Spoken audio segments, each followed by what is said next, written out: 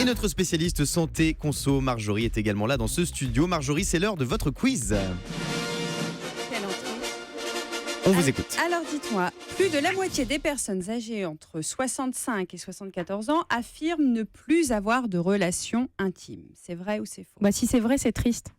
Plus de 50%. C'est vrai. Vous dites vrai, Oui. Guillaume, vous êtes pessimiste parce que c'est faux. Ah. Et au contraire, 53% des personnes âgées entre 65 et 74 affirment s'adonner toujours à des plaisirs sexuels. Très bien. Marcel, Et Non, Allez-y, pardon, Marcel. Marjorie. Et ça continue dans les maisons de retraite. Vous ne pouvez pas vous imaginer ce qui se passe. Ils sont ouais, coquins. on l'a dit quand on avait fait une Le plus émission. âgé de mes patients avait 99 ans. c'est ça. Ah, Génial. 80. J'allais Formidable. Il n'y a rajouter pas de que limite d'âge. C'est ce que je dis à qui veut m'entendre.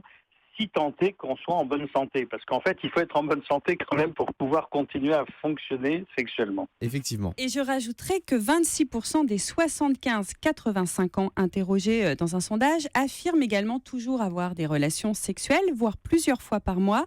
On note toujours que c'est un sujet tabou, la sexualité des seniors, mais qu'elle existe, elle est active, elle n'est pas forcément régulière, mais on est moins dans la performance, on est plus dans le contact et puis la récréation, la créativité, mais la sexualité des seniors existe toujours. On continue votre quiz, Marjorie. Exactement. Les Français déclarent avoir plus de désirs en période estivale. Oui, C'est vrai. bien sûr. Alors, vous Anissa. vous sentez Non, mais concerné? l'été est beaucoup plus propice à Ouais, ça. et pourquoi 73% des Français déclarent avoir envie de faire plus souvent l'amour en été. Parce qu'il fait Parce chaud. qu'on a plus de temps, on a la tête à ça. Voilà, il n'y a plus de monotonie qui Voilà. vous accable tout le reste de l'année et on a du temps libre. Et surtout, quand on est à la plage, le fait de voir, ou même en ville d'ailleurs, le fait de voir des corps plus Dénudés. ou moins dénudés, Ça dépend lesquels. C'est sexy. Oh, Marcel. Marcel. non, en Enfin. règle Ah non, générale, ça marche. justement, Sylvain Mimoun. même s'il y a des corps qui ne vous plaisent pas, il peut y en avoir qui vous plaisent. Et ça ne veut pas dire que vous avez envie de faire l'amour avec ces corps qui vous plaisent, mais ça vous titille la tête, entre guillemets, dans le bon sens. Et du coup, ça vient là encore comme un fantasme, agit d'une certaine façon. Et du coup, le désir est auto-entretenu par cela.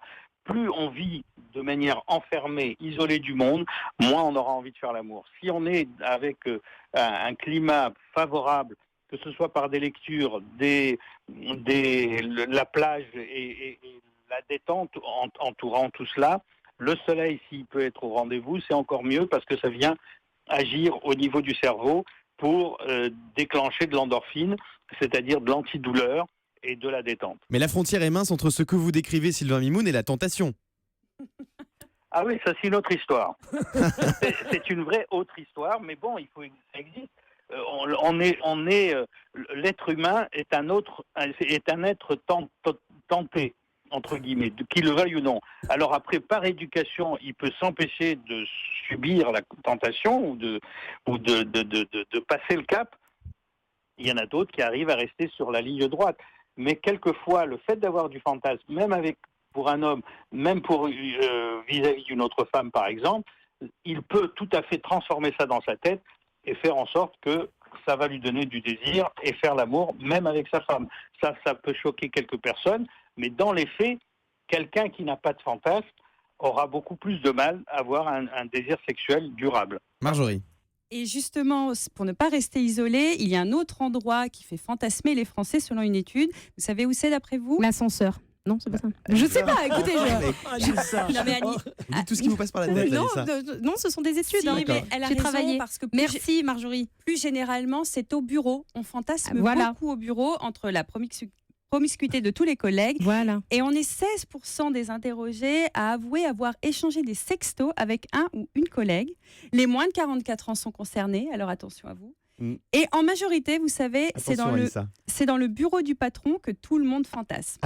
Donc Guillaume, fermez bien votre bureau quand même. On sait C'est lui jamais. le patron de l'émission, ça. Et 20% des hommes fantasment sur la salle de réunion avec une partenaire et 17% sont comme vous, Anissa, Nous, c'est un open deux space, femmes donc bon. dans l'ascenseur. Merci Ouais, beaucoup, l'ascenseur, Marjorie, pour votre quiz.